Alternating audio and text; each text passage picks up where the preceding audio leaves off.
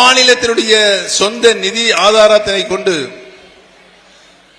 என்னால் அறிவிக்கப்பட்ட மக்கள் நல திட்டங்களுக்கும் உங்களால் அறிவிக்கப்பட்ட திட்டங்களுக்கும் சேர்த்தே நான் நிதி தந்து தமிழகத்தை இந்தியாவிலே முதல்நிலை முன்னிலை மாநிலமாக உருவாக்கி காட்டுவேன்.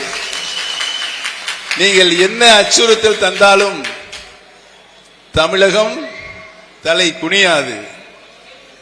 நீங்கள் எவ்வளவு மிரட்டினாலும் உருட்டினாலும் எம் மக்களுக்கு நான் ஆற்ற வேண்டிய கடமைகளை மாநில சுயாட்சியினுடைய அடிப்படையில்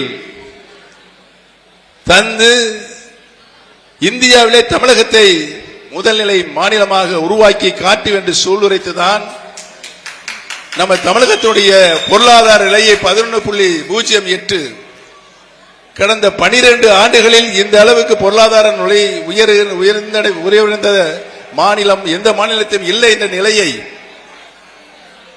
தமிழகம் தான் அடைந்திருக்கிறது என்பதை நான் இங்கு பணிவோடு தெரிவித்துக் கொள்ள கடமைப்பட்டிருக்கிறேன்.